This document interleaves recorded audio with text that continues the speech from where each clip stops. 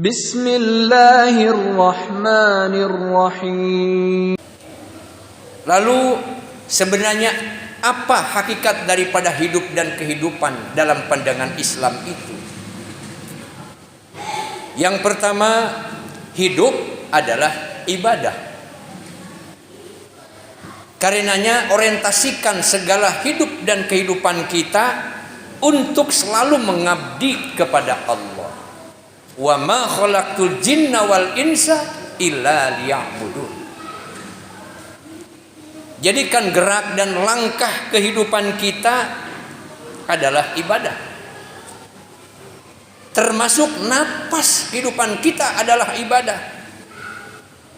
Suami pergi ke tempat tugas, ke tempat kerja, niatkan ibadah karena Allah. Istri yang berada di rumah mencuci pakaian, memasak, mencuci piring, menyapu, membersihkan lantai dan lain-lain, niatkan juga karena Allah. Maka itu termasuk ibadah. Sampai kita hendak tidur sekalipun, awali dengan doa dan bacaan ayat-ayat suci Al-Quran. Maka itulah yang disebut juga segala napas kehidupan adalah ibadah. Pada saat kita sedang tidak sadar, bahkan mungkin dibawa oleh mimpi, maka selama itu adalah ibadah. Pada saat kita sebelum tidur membaca doa dan membaca kalimat-kalimat thayyibah. Mengapa seluruh hidup dan kehidupan kita jadikan sebagai orientasi ibadah dan kita niatkan untuk ibadah? Kita niatkan mengabdi kepada Allah. Pertama, apa yang kita lakukan akan menjadi bernilai tinggi di hadapan Allah. Kedua, Allah akan memberikan balasan, yaitu pahala yang tiada batas. Dan ketiga, mendatangkan keselamatan baik dunia ataupun di akhirat nanti. Termasuk setiap datang misalnya ke masjid dan majlis-majlis ilmu, mendengarkan khutbah, mendengarkan ceramah dan tausiah, mendengarkan nasihat dan sebagainya, niatkan thalabul ilmi lillahi ta'ala.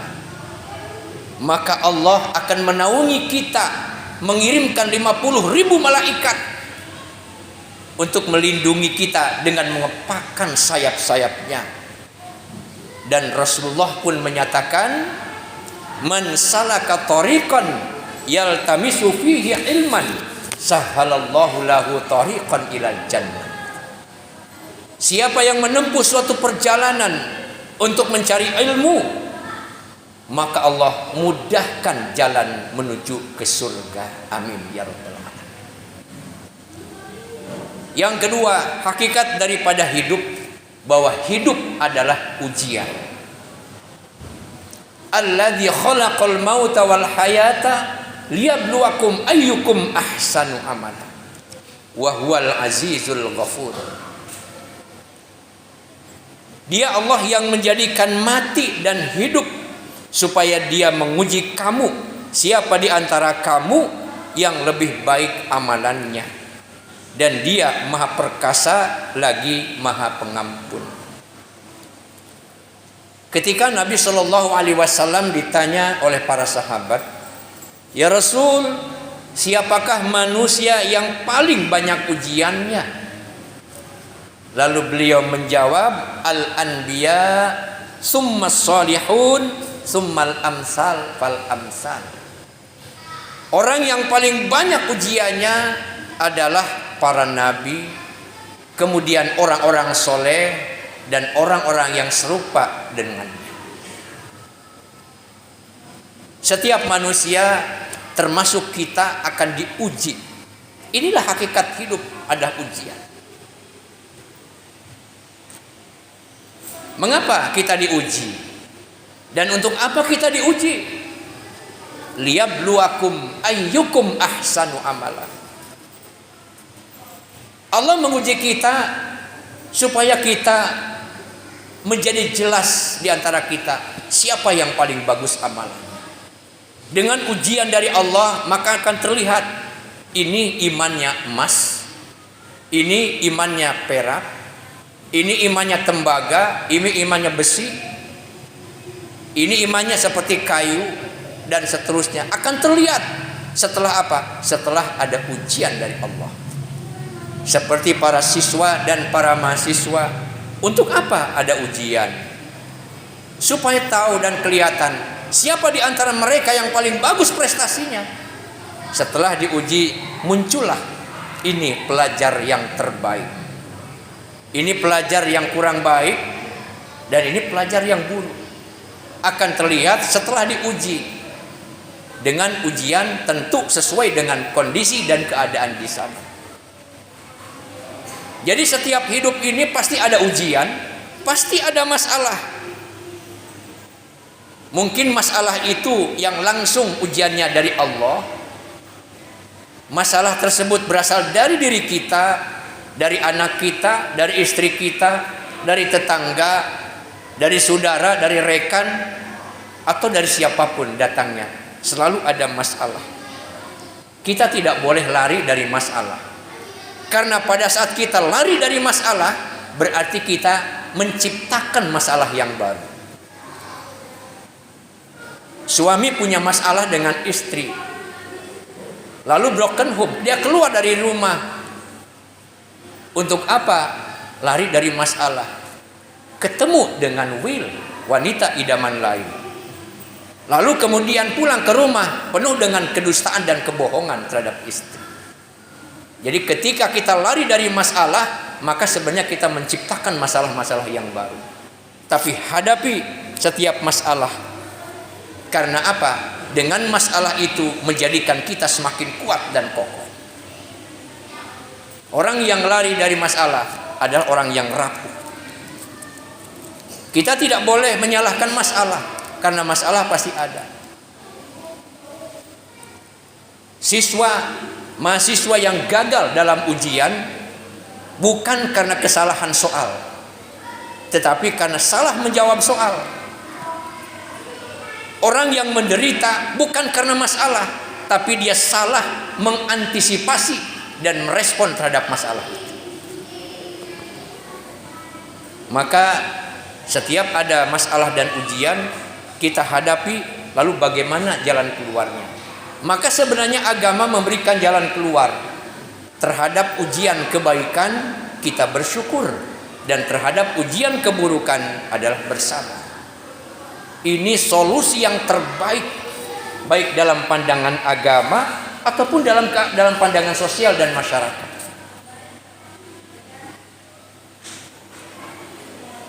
Hadirin rahimakumullah. Lalu yang ketiga, hidup ini adalah sangat singkat. Hidup adalah sementara. Dunia, akhirat adalah lebih baik daripada dunia. Hidup ini sangat singkat, apalagi umat Muhammad. Rata-rata umat Muhammad itu 60 sampai 70 tahun. Nabi Shallallahu Alaihi Wasallam usianya di dunia hanya 63 tahun. Abu Bakar, Umar, dan Ali usianya di bawah 70 tahun. Hanya Utsman yang di atas 70 tahun. Jadi hidup di dunia ini sangat singkat. Karena hidup di dunia sangat singkat ini, jadikan hidup yang berkualitas. Dan ternyata hidup yang singkat ini adalah yang akan menentukan selamat dan celakanya atau celakanya di akhirat. Bahagia atau sengsaranya di akhirat ditentukan oleh kehidupan yang singkat ini. Karenanya jadikan hidup ini berkualitas. Bagaimana? Yang pertama, hidup yang berkualitas itu hidup yang berilmu. Orang alim, orang yang berilmu oleh Allah derajatnya ditingkatkan. Yarfa'illahu alladhina amanu minkum walladhina utul ilma darajat. Dan orang yang takut kepada Allah adalah para ulama. Innama yakhsyallaha min ibadihil ulama. Jadi orang yang takut kepada Allah adalah orang yang berilmu. Tapi apa? Ilmu yang menjadikannya takut kepada Allah.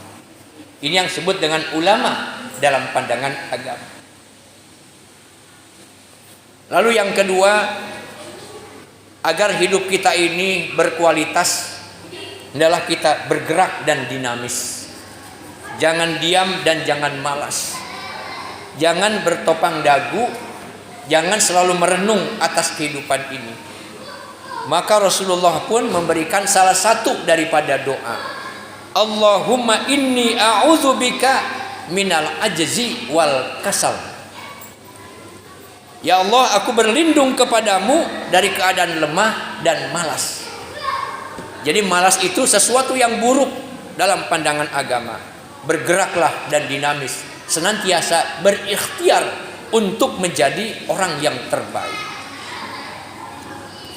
Dalam Al-Quran pun dinyatakan, fa idza qudiyatis shalah fantashiru fil ardi wabtagu min fadlillah la'allakum tuflihun. Tidak hanya sekedar berada di masjid, di musola, di majlis taklim. Yang itu adalah oke, tapi kemudian kita pun harus berikhtiar. Bertebaran di muka bumi mencari keutamaan atau karunia dari Allah. Tapi setelah beribadah kepada Allah. Yang ketiga adalah kita menjadi orang yang produktif dan bermanfaat. Khairun nas anfa'uhum linnas. Ciptakanlah karya sesuai dengan kemampuan kita. Yang hanya bisa ngomong, karyanya adalah omongan. Yang bisa dengan tenaga, karyanya dengan tenaga. Yang bisa memberikan kesan dan pesan, berikanlah pesan. Yang penting itu adalah sesuatu yang bermanfaat untuk siapapun. Ada manusia yang dari sudut kemanfaatannya seperti makanan pokok. Makanan pokok dibutuhkan oleh siapapun. Di kita misalnya beras. Pagi dibutuhkan, siang dibutuhkan. Ada orang yang dibutuhkan oleh manusia. Kapanpun kita berada, setiap saat. Inilah manusia yang paling hebat. Karena apa? Dibutuhkan karena manfaatnya. Yang kedua, ada orang seperti obat. Obat dibutuhkan oleh kita, tapi kapan? Pada saat sakit. Ada orang yang dibutuhkan orang lain pada saat-saat tertentu. Punya masalah, minta advice, minta nasihat misalnya kepadanya. Punya masalah, minta tolong padanya. Itu pun bagus, artinya masih punya kemanfaatan. Yang ketiga, ada manusia yang seperti makanan tambahan. Ada ya dimakan, tidak ada tidak mencari. Ini manusia yang hanya ada jumlah dan bilangan untuk menggenapkan bilangan di tengah masyarakat. Keadaannya tidak diharapkan, kalau tidak ada tidak dicari. Yang paling buruk ada manusia seperti racun. Seperti racun. Sangat tidak dibutuhkan, bahkan sangat ditakuti oleh orang lain. Ada manusia yang seperti racun, hidup dan kehidupannya selalu merusak tatanan masyarakat, sehingga orang berusaha untuk menghindar darinya. Dan inilah orang yang paling buruk di alam akhirat nanti. Orang yang ditakuti karena keburukannya. Hadirin rahimakumullah. Dan yang keempat, supaya kita berkualitas dalam hidup kita adalah hidup penuh dengan pengabdian dan selalu beramal atas landasan Al-Quran dan As-Sunnah. Ini tentu sangat yang paling pokok. Alladzina amanu wa amilus shalihat. Beriman dan lalu beramal kebaikan. Ya ayyuhalladzina amanu stajibu lillahi walir rasul idza da'akum lima yuhyikum. Wahai orang-orang yang beriman, penuhilah seruan Allah dan Rasulnya kepada apa yang menghidupkan kamu apabila dia menyeru. Jadi seluruh seruan Allah adalah untuk kehidupan kita, hidup ruh kita, hidup semangat kita, hidup agama kita. Tidak ada yang namanya perintah Allah untuk keburukan kita. Semuanya ada untuk kebaikan. Jadi hidup di dalam beribadah dan pengabdian kepada Allah adalah hidup yang paling baik dan paling membahagiakan. Tentu dunia dan akhirat. Hadirin rahimakumullah. Karenanya yang pertama, karena hidup adalah ibadah, maka pastikan semua aktivitas kita untuk ibadah. Yang kedua, karena hidup ini adalah ujian, maka tidak ada cara lain menghadapi ujian itu kecuali dengan sabar dan syukur. Yang ketiga, karena hidup ini sementara, maka jadikan hidup yang sementara ini berkualitas. Dan keempat, karena kehidupan akhirat lebih baik, maka harus kita memprioritaskan kehidupan dunia. Dan seluruh kehidupan di dunia, di akhirat, dan seluruh kehidupan di dunia selalu diorientasikan untuk kehidupan di akhirat. Semoga Allah Subhanahu wa taala selalu dan senantiasa membimbing kita ke jalan yang benar, jalan yang baik, jalan yang lurus, jalan yang Ia ridhoi.